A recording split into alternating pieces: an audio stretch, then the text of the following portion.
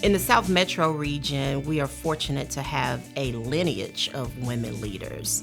Nicole, Latasha, Natalie, Christy, they all bring a collective approach to collaboration. They're very thoughtful in their approach, and they create synergies so that our employees or our team members not only drive good results, but they work in an environment where they feel included, where they feel supported, and where they feel they can be successful.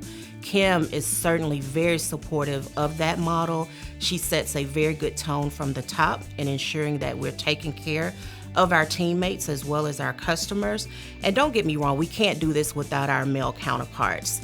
It's important for us to champion respect, whether you are a male or a female.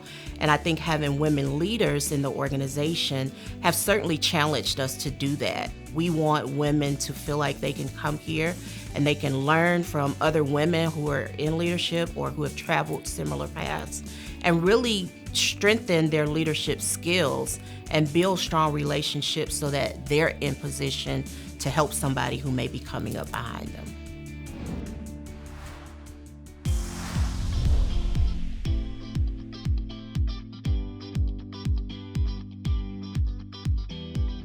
I was very intentional as a leader of sculpting and creating the regional operation that was inclusive of the communities that we serve, and gender being one of them. As a female leader, I have a responsibility to ensure that I'm a bridge to other females. So when I look at how I feel, I'm very proud, I'm humbled, but also for me, I want to make sure that I leave a very strong living legacy. And I think the other key piece is, as we think about what would you tell a female or a woman that's coming into a male-dominant environment, is what are some of those key things that they'll need to be successful? And there's 3 R's, things for me that comes familiar. I think 1, we have to be resilient, right? I'm sure we all can share some challenging times we've had throughout our careers, being with male or with females, right? Right. But we have to be resilient to make sure that we persevere.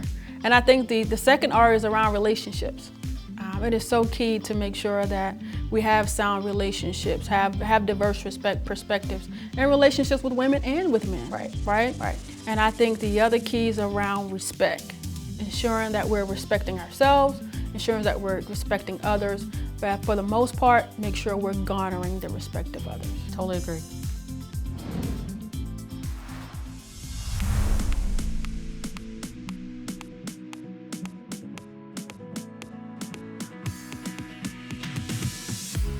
There have been multiple times where I've been the only woman in the room. For that matter, I've been the only woman in the department in some cases, which is very interesting. Working in an organization where I have so many female leaders, it's been so refreshing, so inspiring to me to see so many females at the executive level, director level, CEO.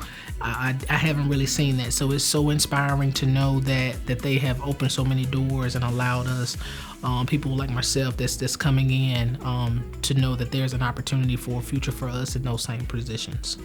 For myself, I think it's very important that as women that we lean in and that we capitalize on having a seat at the table, and that having that seat at the table, that we're making a difference each and every day.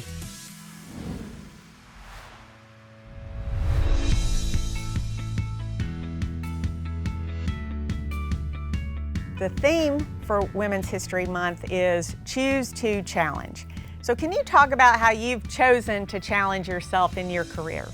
When I came in the AUT pool, there were only 4 women in a class of 33. So when I got to Atlanta, and then when I got there was only 4 women in the field of like 100 and something employees. So I knew at that point I was gonna have to try to, prove myself, because I had all male counterparts. So Christy, I can appreciate exactly what you're describing. When I started in engineering now, almost exactly 30 years ago, I was one of very few women, and it was just really important to me to be able to prove that I could do the job and that I was adding value. And you're exactly right. There are times when you're going to feel uncomfortable, but you've got to get comfortable feeling uncomfortable and just be open to learning and make sure that you're part of the team and that people like working with you and that you are a fun teammate, but you're also a teammate that's going to add value and make sure that the job